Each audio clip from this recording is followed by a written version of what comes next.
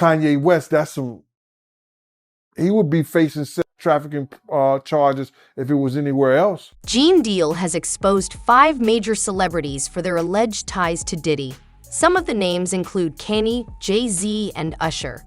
These claims are so serious that many people are now questioning why 50 Cent removed them from the documentary in the first place. We will go through the celebrities and their alleged connections to Diddy one by one. The first celebrity Gene Deal mentioned in his latest interview was Usher.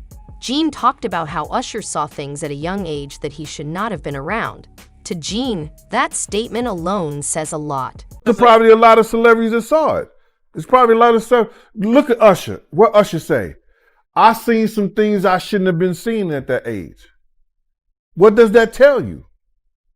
That he's seen some things, he was around some things when he was young that he shouldn't have been at a Diddy party. So that's going to show you that there's certain things that are happening that's going on that here it is, this kid was saying he shouldn't even seen it and been around it himself. It suggests that Usher was exposed to situations that were not appropriate for someone his age, especially in those environments. Gene Deal then revealed something shocking about the time Usher spent with Diddy. According to these claims, Diddy and Usher were involved in a situation that eventually led to Usher being taken to the hospital. I had a certain feeling, and I felt a certain way when Usher got on Shay Shay, and I don't mean to mention other people's platforms, but he got on Shay Shay and he mentioned how great and how good Puff taught him and everything. You know what I'm saying? About the business. Right? I know, and people know, that was around that in that time that Puff and Usher did have a situation. And that situation led Usher to the hospital. Now I let Usher explain that to y'all. I let Usher tell that story. But how dare you say a man that groomed you, you gonna give him a pass? Bruh, you know I know. Let me reframe you on something. Remember Usher? We was at the Swiss Hotel. Puff had Kim in the room. Had one of Keith Sweat's baby mothers in the big room outside the master bedroom. He came outside in his robe. She gave him a fellatio right there. His back was turned to me. She gave him a fellatio. You knocked on the door. I came and opened the door for you. Puff went in the room. You came in the room and kissed that girl dead in her mouth. Now I'm telling that because you taking up for somebody that you know and a lot of more people know didn't do you right when you was at Diddy camp. Gene then recalled a specific memory from that time to explain why this issue matters so much to him. He said he personally witnessed behavior that made it clear the environment around Diddy was not appropriate, especially for young artists who were still learning and trying to fit in. In fact, one major thing the documentary chose to censor and not talk about was Diddy doing something so horrific to Usher that it sent him to the hospital. I heard about some music executive from the industry back in Harlem. You know, I heard it from some music executives back in Harlem. And I'm not going to speak on their name. They doing programs and everything like that. And they may be doing something. They may speak on it themselves. But I heard it from some music executives. Where did you hear it? Bro, you know how people be talking and we was around some people, something like that.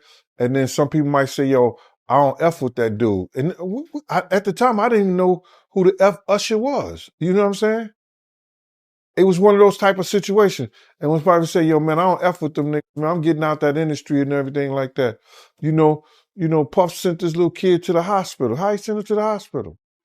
Man, nigga was bleeding from the butt. And that's what was said. But I didn't even have a name for the kid at the time.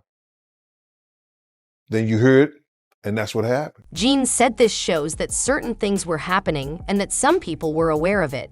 But in the industry, staying quiet is common.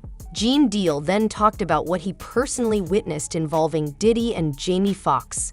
He made it clear he could only speak on what he saw with his own eyes. He said he first met Jamie Foxx on a tour bus during a trip he barely remembers now. At the time, the vibe seemed friendly, but it did not feel like a close relationship. Later, Gene claimed he found out that Jamie and Diddy were doing something truly horrific to women together. It was on some friendship stuff, and it was a tour bus, and Puff was in the back, and there was a lot of girls in the front, and Jamie was just real touchy-feely, but Puff didn't come out the back. I don't know if Puff came out the back of the tour bus. You understand? And Jamie went back there for a minute or so. Then he just came out and he was all touchy-feely with the girls. And I'm looking at this dude like, wow, this dude kind of like touchy-feely with these girls, and he don't even know them. They know him because he's Jamie Foxx, but he didn't know them. So I don't really know their real relationship or how close they was. I didn't meet Jamie Foxx and really have a conversation with him until I was at his house. Gene added that Diddy was known for putting people into situations to influence their actions. That night, Gene believes Diddy was trying to push Ja Rule in a specific direction in his career. Will Ja Rule ever speak about what Diddy did to him? That remains to be seen. The next celebrity Gene Deal mentioned was Jay-Z. Gene explained why he believes Jay-Z and Diddy were closer than people want to admit, even though public statements suggest otherwise. According to Gene, what connected them was not friendship but business. He claimed they were working toward the same goal, and that goal was keeping East Coast rap from rising again. The first time I ever went to an exotic bookstore, with Puff, I didn't know he even did that. But we was in Atlanta. So when we went to the door, they gave him a brown paper bag. So I guess this is a place that he was used to and people knew him there. So when they gave him a brown paper bag, Puff was just going around the store, just picking items off the shelves and stuff like that, putting them in a brown paper bag. So then, I was behind him and no Diddy, but I was about 3 feet behind him, you know what I'm saying, as he was putting stuff and putting it in his bag and stuff like that. So there's one particular place that he was put up there, he had to reach up kind of high and get it. So he just started pulling things out. And he was pulling a lot of them off there. So I was like so I looked up and the thing said butt plugs. When he walking down the thing, said butt plugs. I said, hey, yo, just to mess with him. I said, hey, yo, what are you getting these for? And he said, can I do my shopping by myself? I said, yes, you can. And I waited up at the register for him, because they had the big counter up there. So when he came to the counter, I said, yo, I'm finna see what this one this mofo is putting in his bag. Cause I know he gonna have to take everything and put it on the counter so the dude could count it, right? My man, when he came there, he gave the dude a wad of hundreds like this. You know what I'm saying? He gave him a wad of hundred and just put it up there. The dude ain't even, you know what I'm saying? He ain't even want to know what was in the bag. After that, they boarded a private jet and flew to North Carolina for a show. Ja Rule was traveling with them. During the flight, Gene said Diddy kept pushing Ja Rule to go after Jay-Z musically.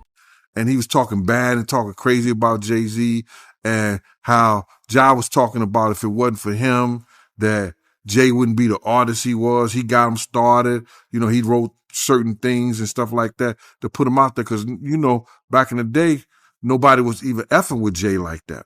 So, but Puff was he was adamant about Ja going at Jay. Did he want to start a war with Jay-Z? That is an interesting question. When they arrived at the hotel, they stayed in a large suite. People were eating, talking, and hanging out. Later, Diddy, Ja Rule, and a few women went into a room together.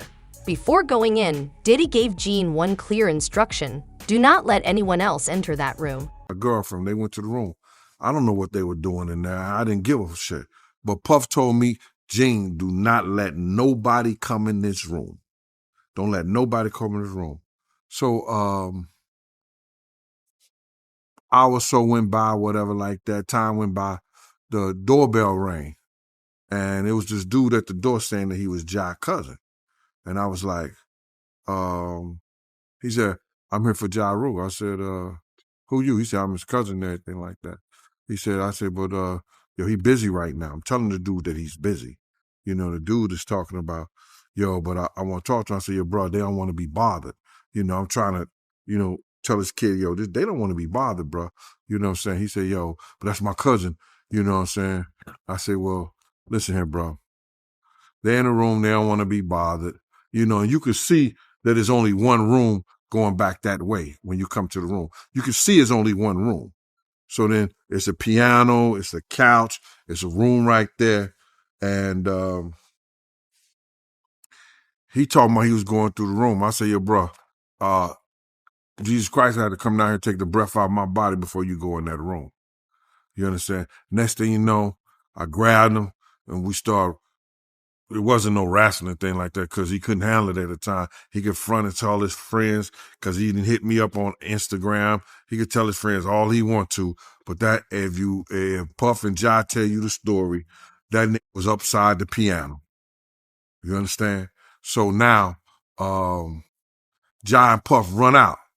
They butt the naked, bruh. And they was grabbing towels. You understand? They was grabbing towels. And then Puff was like, yo, Gene, what's going on? Jai was like, yo, he said, that's my cousin. I was like, yo, bruh. He tried to get in the room and I wasn't letting him get in the room, bruh. And then Puff looked at Jai like this, you know, what that looked like, he said. And then Jai said, you don't want to be up in that room because there was a whole lot of freaky shit going on. Because of this, Gene believes the industry had a problem.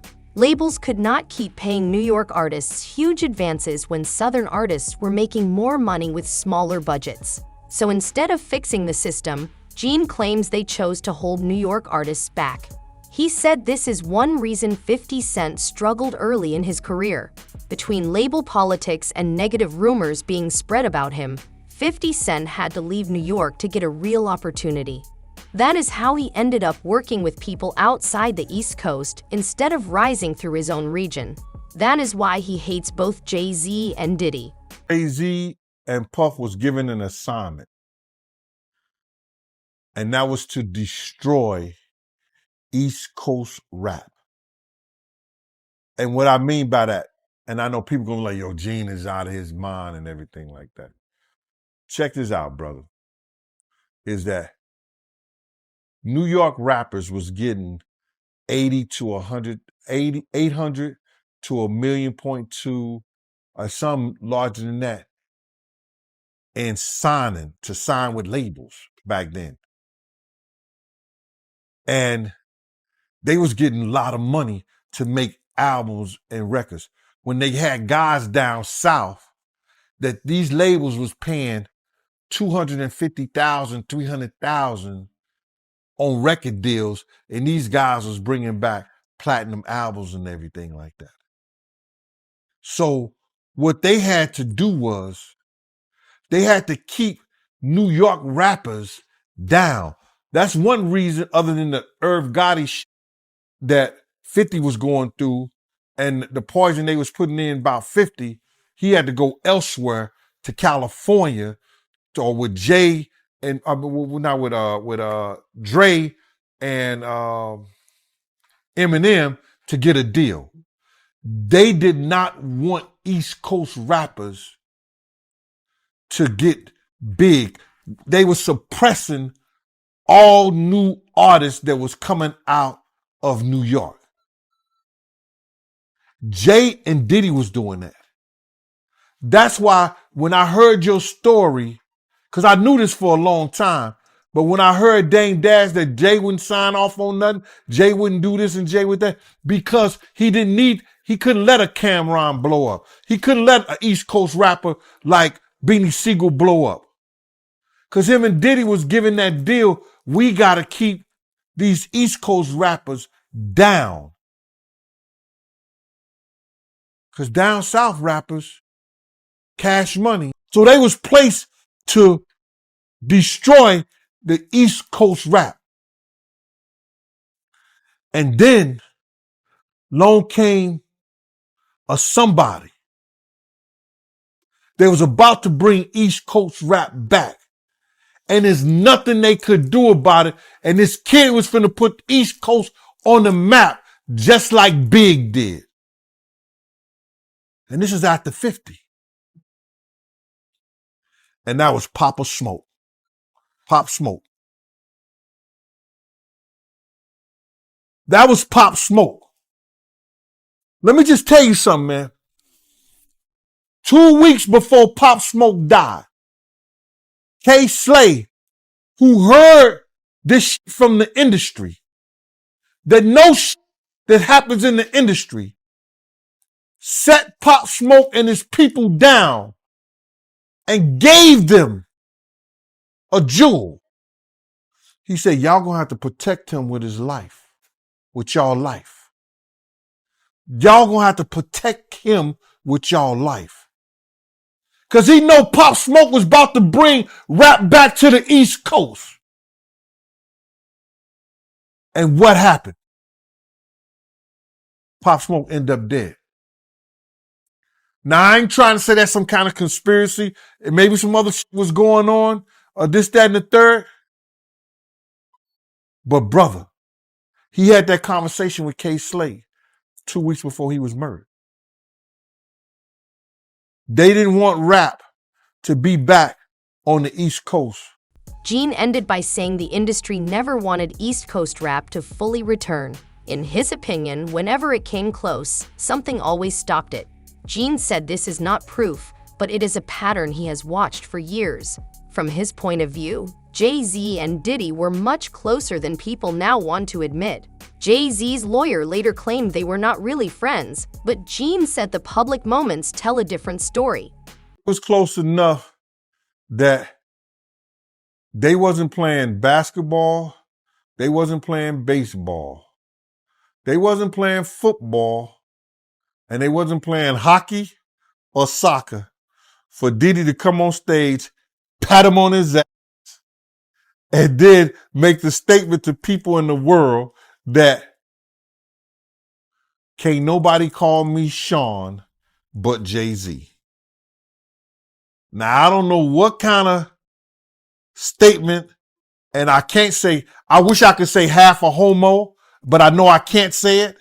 But I don't know what kind of half a homo that is. And you trying to say that you're not close to somebody.